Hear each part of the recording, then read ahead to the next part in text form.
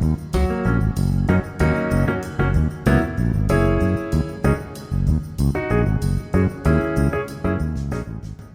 and welcome to a very special episode of Escape into Reality. This is a very special episode. We have a new co-host joining us, Natalia, Hi. Shantanu, Hello. and of course Soham. Hello. And I'm your co-host Hamad. So today we are doing actually an animated documentary. It's called They Shot the Piano Player. And before we get into the really nitty-gritties of it, I think I would want everybody to tell our listeners why they should watch the film. We can start with you, Shantanu. Well, because it's an animated documentary, and that's a novel thing. And if you want to explore how a documentary can be animated, it's pretty interesting to watch. Okay, that's a pretty good explanation there. What about you, Soham? I think it's a nice dive into the South American culture. They show a lot of like street life, music, a lot of the history. I think it's a good stepping stone.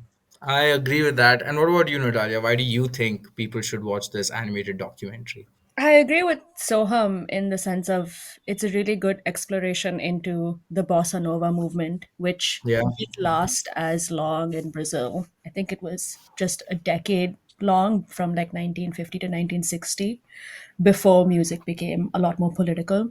So it's a really good exploration of a short yet very influential time in musical history. Okay, that ties in beautifully into why my reasons why you should watch this animated documentary. If nothing, just watch it for the experience and the music. Like it's a visual treat, and the music is so good. Like Nats just said, the Bossa Nova movement is covered pretty well in this one. So those are my reasons. Natalia, you can just give us a short summary of this documentary before we really get into it, so our listeners have some context. Okay, so the documentary is about an American journalist's deep dive into the Bossa Nova movement before it gets taken over by one musician in particular, Tenorio Júnior, and shifts into this journalist's investigation into the disappearance of the musician, his influence on the Bossa Nova movement as a whole, and yeah, what he left behind since he disappeared over 30 years ago. Okay, that has got me really glued in, and I think even the listeners must be pretty excited to know what happens. But yeah, guys, don't think it's a murder mystery. I mean, this is a huge part of the story, but it's not. I guess Shantanu, you could tell us a bit about the animation in this documentary and how it's generally used, and why this is such a unique documentary. Cool. So there's this idea that animation cannot be in a documentary, right? A documentary is real life, and animation is just imagination, right? Animation is cartoons. What the fuck is it doing in a documentary? So if you want to get into it, I want to talk about two things. First is why animation in documentary is a good idea. Documentary is usually like we think of documentaries as some representation of reality, but you cannot ever have a complete representation of reality. So even if you take a camera and put it somewhere in a war zone or something like that and just live stream it, it cannot capture reality completely. It's still segmenting out parts of it and not parts of it. So where you place the camera, what is behind the camera, what is in front of the camera will always determine. So you'll only ever see a part of reality. And that part, like, so every documentary will always be a narrative. Everything is a narrative. And at its essence is storytelling. And storytelling means you are picking and choosing things to represent from reality. Now, when we talk about documentaries, usually they're made by, because the event has happened in the past, there might be some archival footage of what happened during those times. And then you usually interview people and you string together these interviews with the archival footage and you get your standard documentary. In the case of this film, they didn't really have much archival footage to go off of. The life of this guy wasn't considered significant enough when it was lived for it to be captured completely, as well as the fact that the cameras just weren't that common in South America in that time. And capturing everything on video was just not that possible. So there was no access to the documentary footage. Filmmaker went around and did about 150, 180 interviews with a lot of people, had like managed to capture this guy's entire life pretty well. But you need to represent that life. You can't just show a string of interviews and make a documentary. So they decided to make an animation out of it. And what animation allowed them to do was, instead of representing that reality in film footage, they constructed that reality. And this construction allowed them to be very expressive with what his life was. So it's you end up getting a lot of colors. You end up actually understanding the Bossa Nova movement, like how, because it's a colorful movement. The music is colorful. It's all about having fun. And to watch that in black and white in old cameras would not be that fun. It's better to watch it in like its full spectrum, full of life and full color. And animation lets you do that. It lets you abstract away certain parts and just express it in like full emotion. You get that emotion of the reality rather than the reality of the reality, which is quite interesting. So that's why animation is such a interesting way to represent a documentary. And this is the first one I've ever seen do this. And I think a lot more people should consider doing documentaries with animation. I think that's very well put, Shantanu, and I agree with you on this, like completely. It does help us weave a story for something where there's actually no footage available. So usually, or like what people classically think of just a documentary. What about you, Natalia? What are your thoughts on the use of animation in this documentary? I mean, I agree with Shantanu in the sense of I love that the documentary was animated. So there is a documentary which is the making of They Shot the Piano Player, where the director and the animator talk about the choices that they've made in making this, why they decided to go down the route of animated footage, and the entire process of collecting interviews, thinking about how to string these interviews together before realizing that having animation would allow them to fill in a lot of the gaps, so to speak. And one thing that was very interesting was how they translated the interviews they recorded into animated footage. And essentially, they traced over every frame of the interview into like the animation style. So it maintains that level of quote unquote realism, which makes it look a lot more authentic, even though it is an animated documentary. And it also creates like a very clear divide between the constructed past, the imagined past, so to speak, and real life interview footage, where the imagined past is so much more loose and so much more vibrant and so much more dynamic, and it's not really restricted by reality, so to speak. Whereas the interviews that were actually conducted are a lot more toned down, a lot more realistic, a lot more grounded. And I like that with animation, you can make that divide very obvious. You can use the visual medium contribute to that discussion rather than just relying on what this person said and what that expert said. I like that animation allows you to have that extra element, which just makes it so much more vibrant.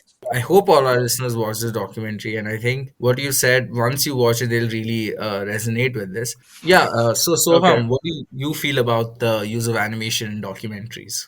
Yeah, so Shantanu and Natalia already touched up on the main points in this, but I just wanted to add that the style of animation, I think, is helping the language of the film a lot in telling the viewer what parts of the documentary are completely constructed, as in that never happened. It's just something that they've created for the experience or for the better understanding of the viewer. But it also shows you what part of what footage was sort of imagined from what they've from all the information that they've gathered. And this was mostly scenes about Tenorio because there is no actual footage to go off on that. But apart from these 2 points, I just also wanted to say that, like Shantanu said, this is the first time he saw an animated documentary. It's also the first time I mean, I didn't even think it was possible. I almost thought I was watching the wrong thing when I started watching this.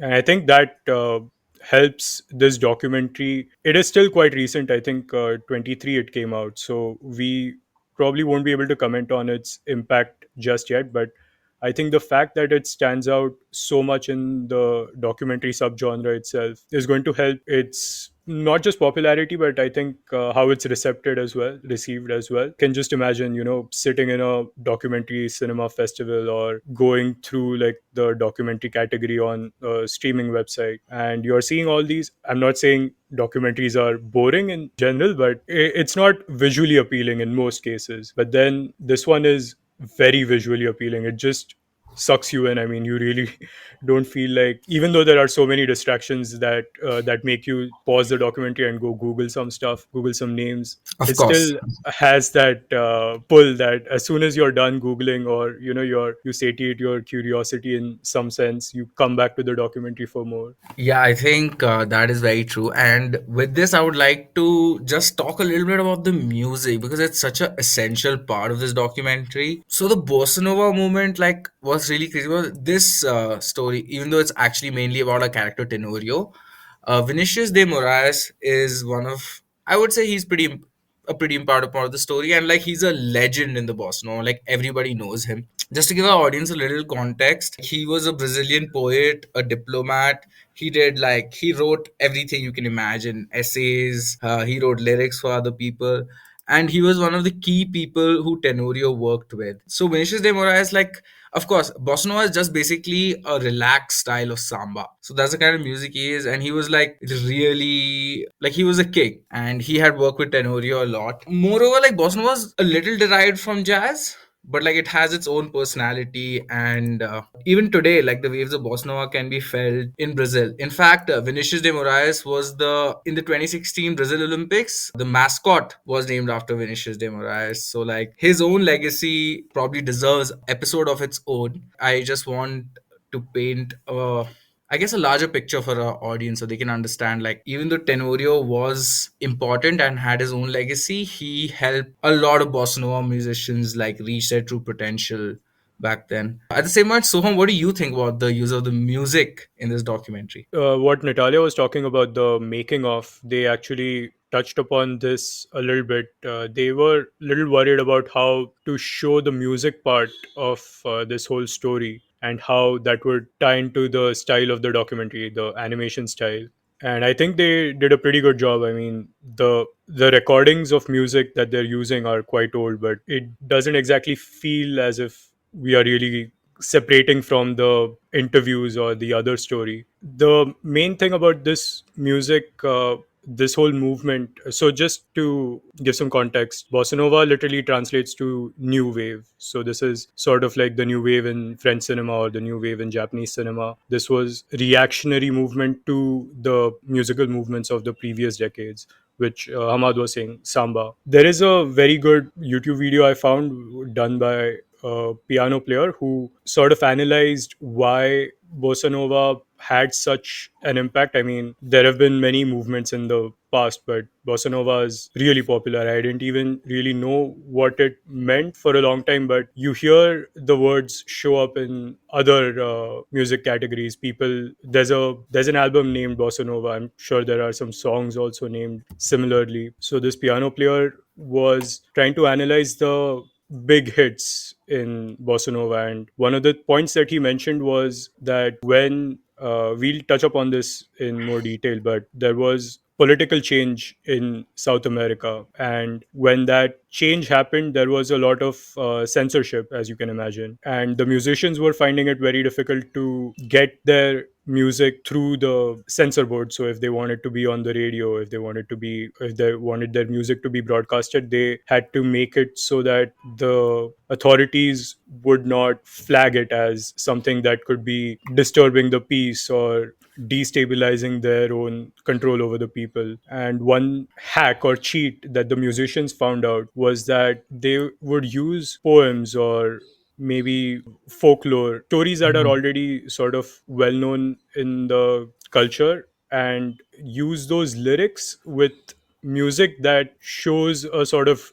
descent into disorder. Like Of course, yeah. one example that he gave was a poem that was written by an outsider to South America. So the poem was sort of a like a vacation poem about a visitor who was very happy with the vacation that they took to South America. And then the poem is about how they would really love to go back to Brazil one day, and thinking about all those beaches, all those cafes, the music, the food. But when they made a song about this in times of where people were being harassed, where they were not sure what tomorrow would be, even though the lyrics sort of seem like, oh, Brazil is such a nice place and I can't wait to go back, the way the music was set, and I'm not really like a music theory guy, so I didn't fully understand it. So maybe if you are more interested in it, you should watch the video to understand it better. But there is something known as like, I mean, you expect the next note to be a certain way,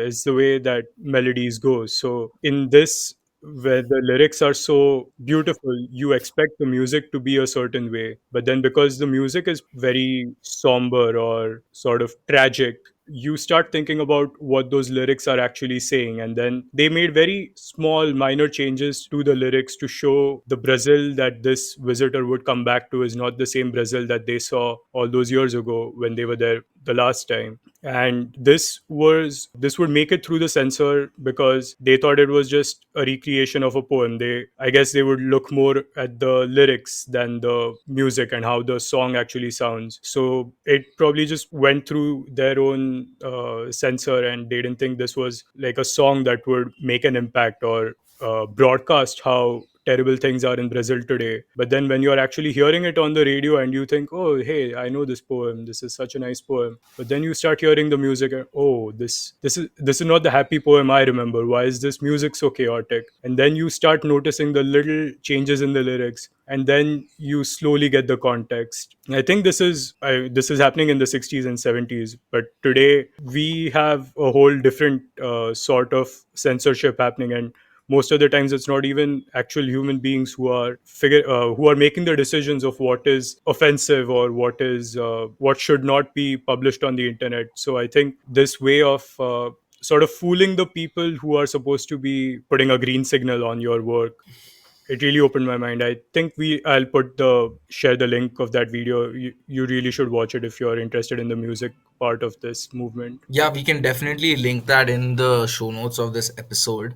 And I'll be definitely watching it because it sounds very interesting. And from one of the things you just said, Soham, oh, I also want to say thank you for this. It was very insightful. But yeah, I think it's classically the case whenever repression is high, music does find a way to somehow just sneak through and really reflect what's happening at the time. And about the harassment, I think this is a great segue into Operation Condor, which were basically, I mean, today everybody calls it a criminal conspiracy to forcibly disappear people. But basically, what it was America saw a lot of dictatorships rise up, all propped up by America. And along with this, all these dictatorships basically coordinated together to basically disappear people. And when I say disappear, yeah, sometimes they were killed. The repression was horrible, and the amount of people who died, it can't be counted. And it was a decades long nightmare. I would call it a nightmare for the South American people. Operation Condor was officially founded on November 28th, 1975 in Chile during the closing session of the first meeting of national intelligence, and was signed by various representatives from like Argentina. They had a navy captain who signed it. In Bolivia, the army major Carlos Mena signed it. Chile had a heavy representation here because the head of national intelligence office was also involved, along with Uruguay's Jose Fons, who was an army colonel, and Paraguay's Benito Guenes Serrano, who was also an army colonel. All these people, they came together and they decided, you know what, dissidents are going to cross here and there, and these people can cause a lot of trouble. So it's split into like Condor 1, Condor 2, and Condor 3. And this coordinated repression lasted quite long, until all these dictatorships fell.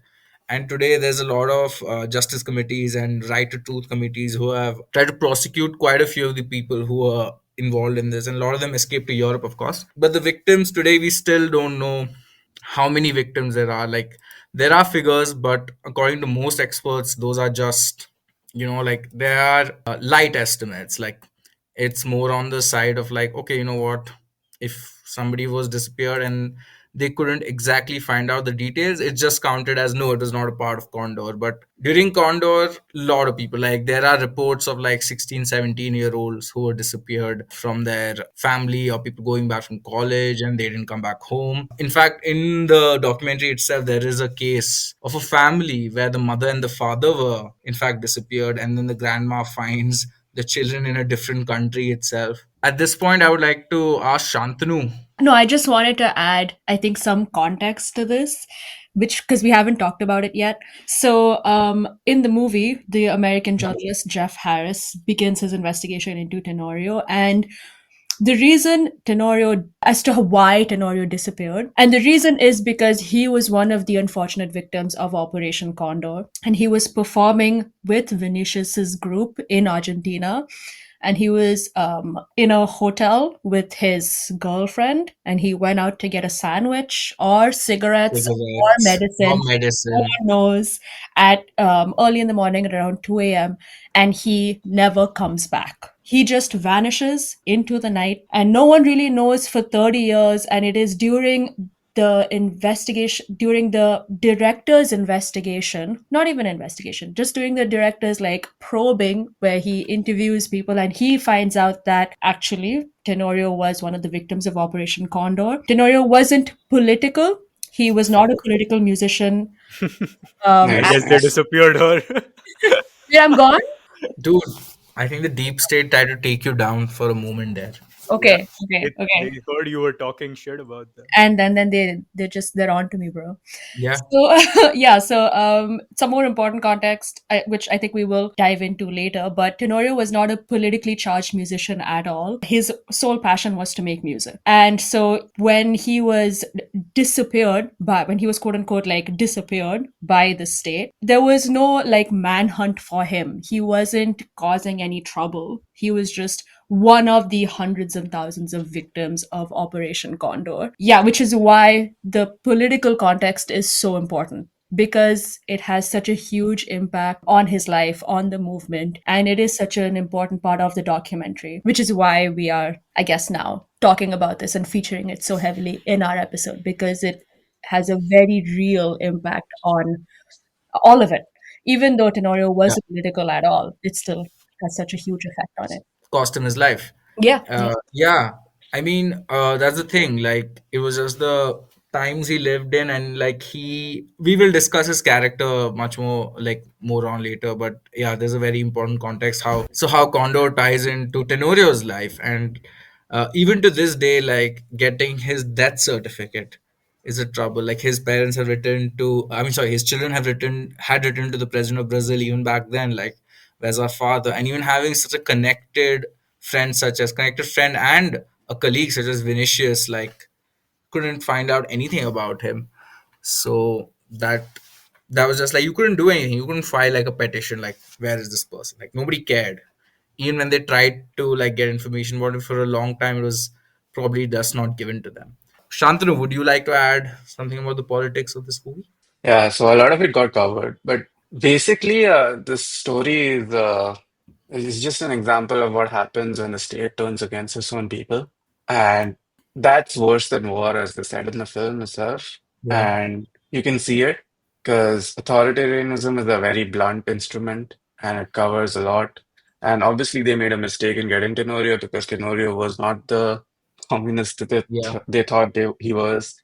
There's a part in the film where they say he was a more of a Zen monk that got misunderstood as a communist and taken away just because of his appearance, just because he dressed in black. All of Yeah. these things are unknowingly political statements that you make. Your personal style and aesthetics represent has political representations, and even if you aren't aware of it, other people will view you with those aesthetics and styles to be making political statements, and that can have an effect on your own life, which is one thing that the story kind of highlights. Because he was a musician, because he hung out with a lot of people who were politically active, he had long hair and he wore a lot of black. He was considered a quote unquote revolutionary or someone who could Yeah. disturb the consensus. So all of these things have an effect. And because the state is a very blunt instrument, that's all they read. Like they can't be bothered to understand every single person's political opinions. Not that any person's political opinion should expose them to violence, but that's how authoritarian governments work. So these things just tell you how blunt authoritarianism is and why it's so scary. And South America still remains a Politically cautionary volatile. tale. Yeah, Yeah. it still remains politically volatile, and it's a Yeah. cautionary tale into how quickly things can change in any Yeah. country. Like a military coup is can happen anytime in any country, and then a lot of things that we take for granted just go away. So again, the story kind of weaves in both how culture affects politics and how politics affects culture quite well, and does that through one person's story, which is quite interesting. Yeah, that is very well put. I guess Soham, you could add a few thoughts about how the politics played a role in this documentary. Yeah, so actually, this normally I do get interested by politics, especially when it's stuff about how the American intelligence was doing some shady stuff in other countries. It's very beefy, but in this case, honestly, the visual appeal of the documentary, the rich story, and just so many different tangents of music, different artists being name dropped, different songs and albums being referenced. I honestly just could not, get focus too much on the politics. It's sort of weird. It's something that Hamad and Shantanu both spoke about.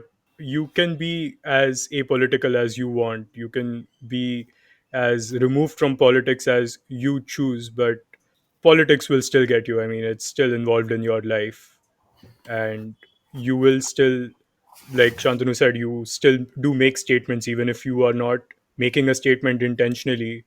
Someone might see, or someone might think that you're making a statement.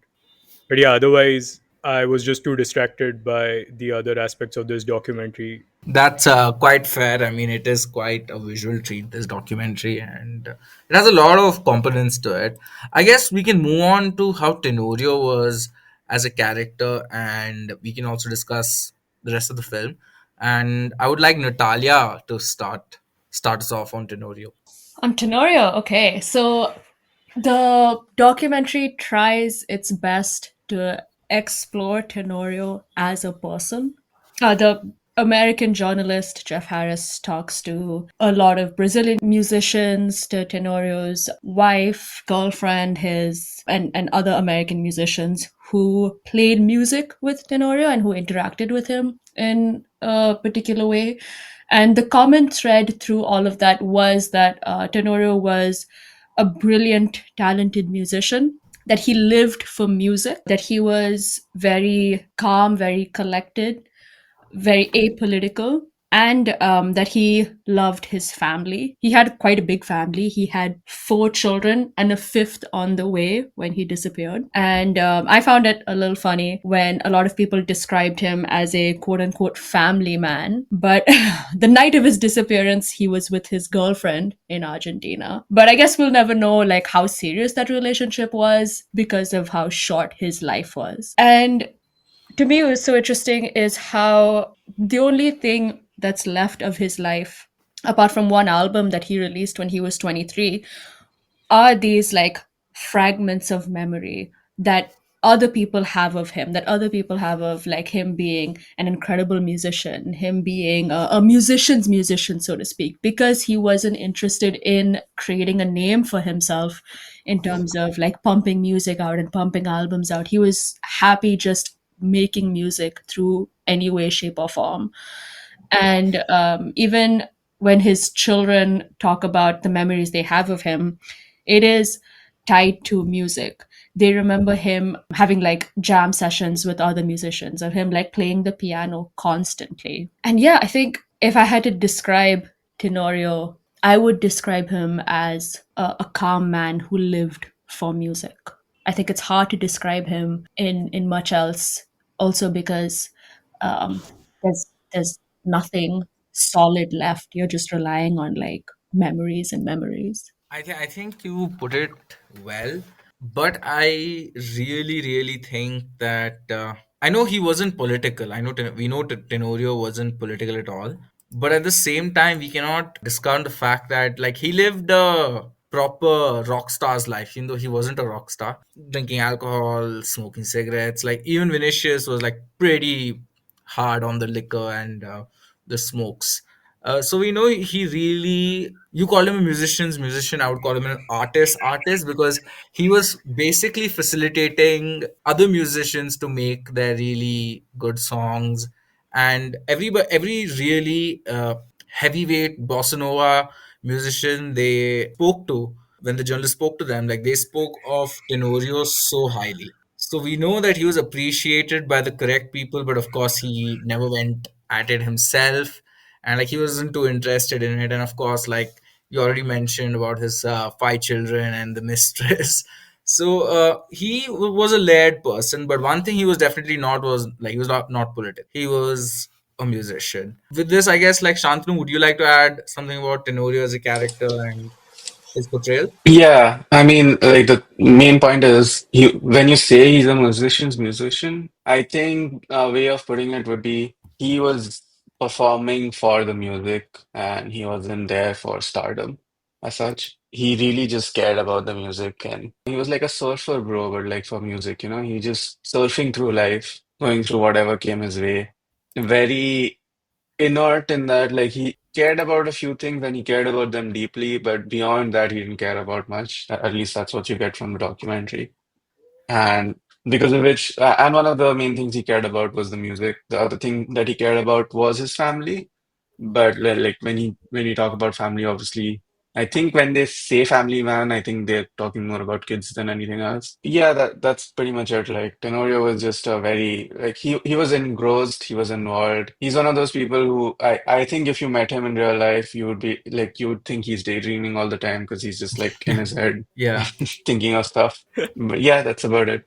All right then. Soham, would you like to talk a little bit about Tenorio himself and his character? Yeah, actually, I mean, I was a little shocked when, at the beginning of the documentary, the journalist who's supposed to be writing a book on the Bossa Nova movement just says, "Hey, I haven't heard of this guy yet who this documentary is about." And it was a little shocking to find out that, this guy really isn't as well known as uh, these other, like you said, heavyweights of bossa nova. But I think one of the main reasons, like Natalia mentioned, he only put out one album, and I think one of the main reasons for that would be that as a jazz musician, he probably didn't care so much about recording stuff. I mean, music for him was probably more about the performance than the recording is like a recreation, right? But every time you go up on stage, every time you, even if you're playing the same music, if you are playing with two other instrumentalists who are also jazz musicians,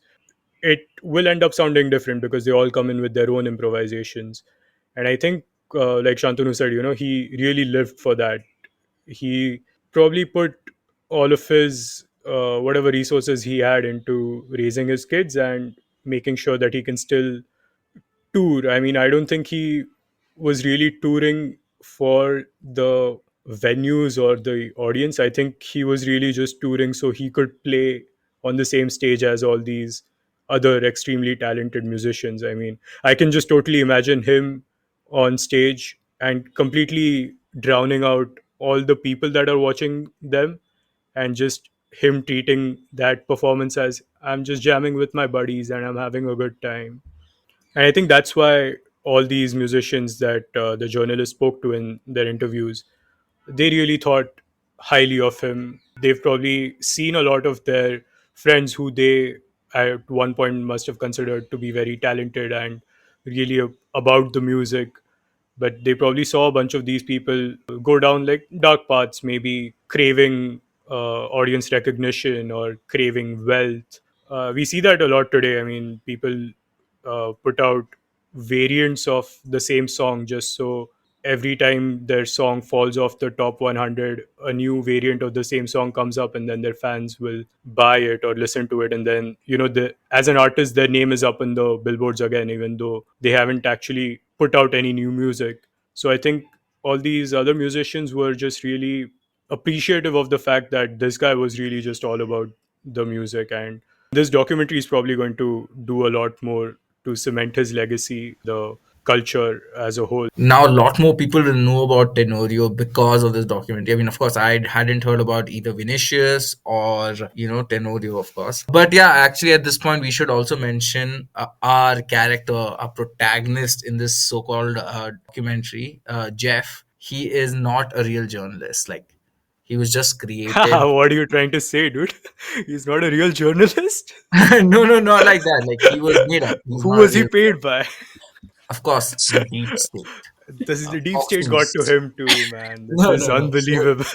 yeah, I think like before we end this podcast, I would like Natalia to really expand on that more because we really see this story through his eyes. So it's important we discuss it. I would also like to add that Jeff is voiced by Jeff Goldblum. So if you think his Oh voice is yes, yes, familiar, that's probably why. yeah.